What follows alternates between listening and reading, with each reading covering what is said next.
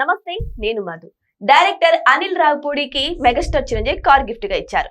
అయితే ఒక సెటైర్ వేశారు. ఈసారి కారు కాదు హెలికాప్టర్ గిఫ్ట్ ఇస్తేనేమో నాతో సినిమా తీస్తావు అన్న రీతిలో ఆయన సెటైర్ వేశారు. ఇది ఇలా ఉండగా మరోవైపు కోర్టులో ఈ యొక్క కలెక్షన్స్ గురించి, అంటే మూవీ కలెక్షన్స్ గురించి వ్యవహారం నడుస్తోంది. మరి అసలు ఏంటి కథ అనేది ఈ రోజు మనం తెలుసుకుందాం. ప్రస్తుతం మనతో పాటు ఉన్నారు సీనియర్ జర్నలిస్ట్ సిఎస్ రావు గారు. వారిని అడిగి మరిన్ని విషయాలను తెలుసుకుందాం. నమస్కారం సార్. నమస్తే సార్, ఆల్రెడీ మనశంకర్ వరప్రసాద్ ఈ యొక్క కలెక్షన్స్ గురించి కోర్టులో కేసు నడుస్తుంది. సో ఇది ఇలా ఉండగా ఈ సెటైర్ కూడా ఇట్లా చిరంజీవి గారు అనిల్ రావిపూడి గురించి సెటైర్ వేయడం కూడా జరుగుతుంది. అసలు ఏం జరుగుతుంది సార్? సెటైర్ వేస్తుంది ఎవరు? సోషల్ మీడియాలో అంటే నెట్జన్లు. ఎందుకు అని అంటే రేంజ్ రోవర్ కారు 5 కోట్ల రూపాయలు విలువైనటువంటి రేంజ్ రోవర్ కార్ని చిరంజీవి గారు అనిల్ రావిపూడి డైరెక్టర్కి గిఫ్ట్గా ఇచ్చారు. ఆ ఇస్తున్నటువంటి సందర్భంగా వీడియో తీసి సోషల్ మీడియాలో పెట్టారు. ఇంకా అక్కడి నుంచి రకరకాలుగా అది ట్రోల్ అవుతుంది.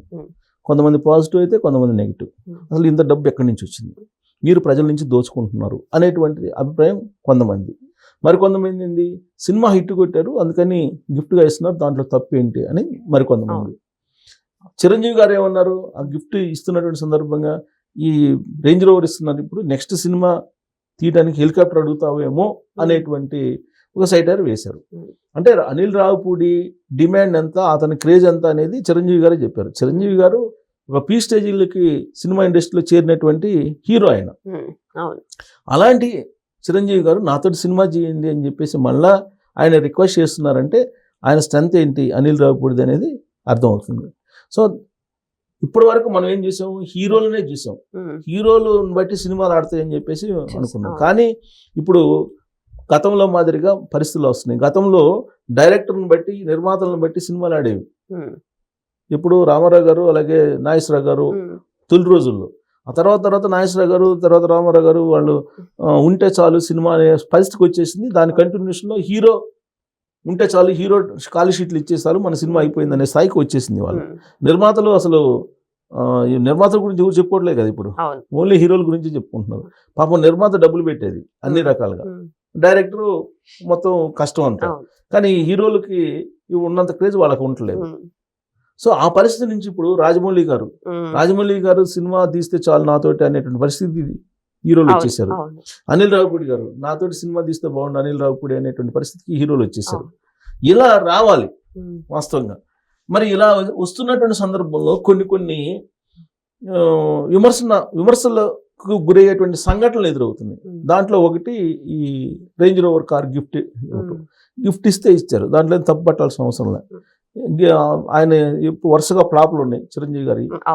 ఆల్మోస్ట్ ఆయన సినిమా ఇండస్ట్రీకి ఇంకా దూరం అవుతారేమో, ఇంకా సినిమాలు ఆయనతో తీరేమో, ఆయనతో తీసినా కానీ నష్టాలు వస్తాయేమో అనుకుంటున్నటువంటి పరిస్థితుల్లో ఒక సూపర్ హిట్ ని అనిల్ రావిపూడి గారు ఇచ్చారు. పైగా అది 300 కోట్లు అనేది చాలా ఎక్కువ, 400 కోట్ల దాకా వెళ్ళే అవకాశం ఉంది అని చెప్పి అంటున్నారు కలెక్షన్స్.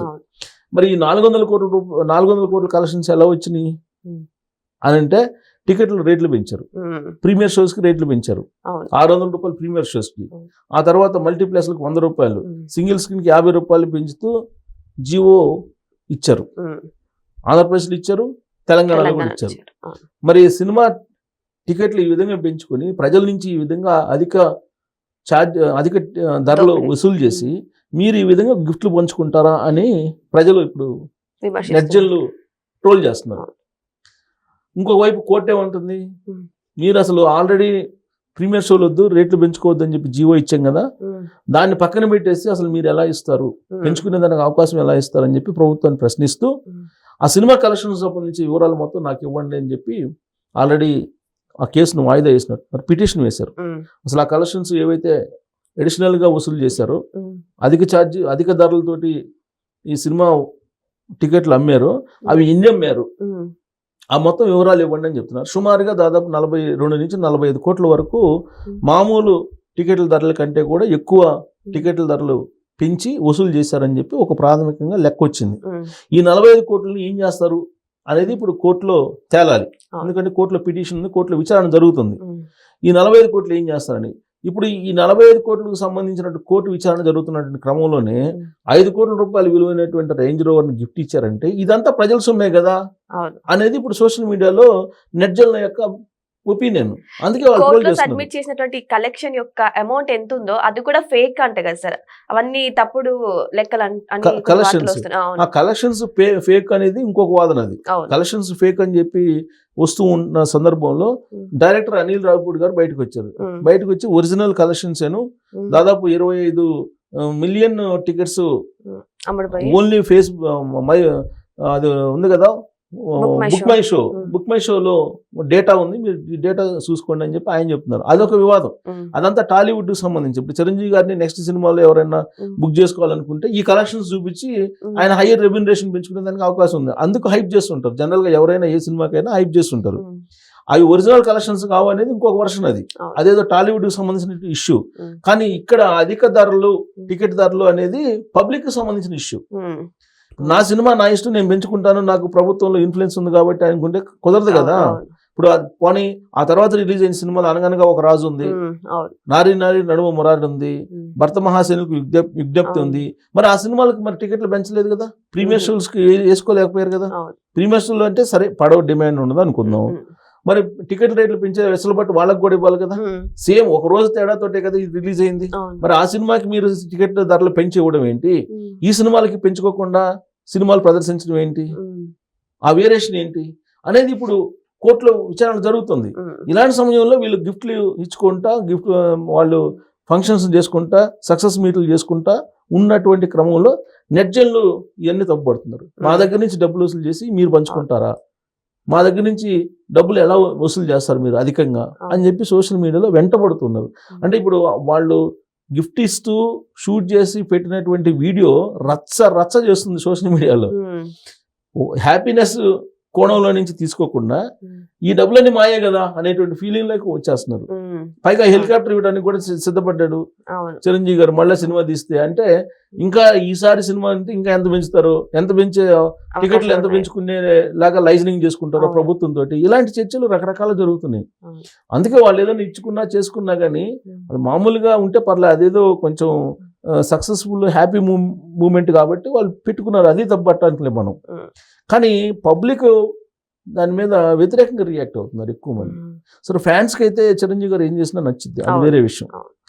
ఇప్పుడు ఫ్యాన్సే కాదు కదా సమాజంలో ఉండేది, ఒక ఫ్యాన్సే కాదుగా, ఉమ్, అందరూ ఉంటారు. అవును. ఇప్పుడు న్యూట్రల్స్ ఉంటారు, ఉమ్, ప్రత్యర్థి ఫ్యాన్స్ ఉంటారు, వీళ్ళందరూ ఉంటారు. సో వాళ్ళందరూ వెంటబడుతున్నారు. ఇప్పుడు ఉమ్, వెంటబడుతుంటే ఇప్పుడు కోర్టు దీన్ని కూడా ఈ గిఫ్ట్ని కూడా పరిగణలోకి తీసుకునే అవకాశం ఉంది. ఉమ్, ఈ 5 కోట్ల రూపాయలు పెట్టి మీరు గిఫ్ట్ ఇచ్చారు కదా, ఇది ఎక్కడి నుంచి వచ్చింది, అవును, ఎట్లా వచ్చింది మీకు ఈ కలెక్షన్స్, అవును. ప్రాఫిట్స్ ఎలా వచ్చాయి, బ్రేక్ ఈవెన్కి ఎలా వచ్చారు, ఉమ్, ఇవన్నీ కోర్టు రేపు అడిగే అవకాశం ఉంది. ఉమ్, అడిగినప్పుడు ఇప్పుడు ఈ 42-45 కోట్లు ఉన్నాయి కదా, వాటిని రికవరీ చేయమన్నా ఆశ్చర్యపోవస్తుంది. ఉమ్, అవి ఇచ్చేసేయండి, ఇది ఫిల్మ్ ఛాంబర్కి ఇచ్చేసేయండి అని చెప్పి, అది సినీ కార్మికులకు పంచండి అని చెప్పినా ఆశ్చర్యపోవస్తుంది. సో ఏదేమైనా సరే ఈ యొక్క మూవీ యొక్క కలెక్షన్స్ గురించి ఆల్రెడీ కోర్టులో నడుస్తున్న తరుణంలో ఇప్పుడు అనిల్ రావిపూడికి మెగాస్టార్ చిరంజీవి ఇలా కార్ ని, అది కూడా 4-5 కోట్ల విలువైన కార్ ని గిఫ్ట్ గా ఇవ్వడం ఇప్పుడు నిజంగానే వివాదాస్పదంగా మారింది. మరి దీని గురించి మీరు ఎలా రియాక్ట్ అవుతారో, దీని గురించి ఎటువంటి సమాధానం ఇస్తారనేది కూడా మనం అంతా వెయిట్ చేసి చూడాల్సిందే. Thank you so much. Thank you.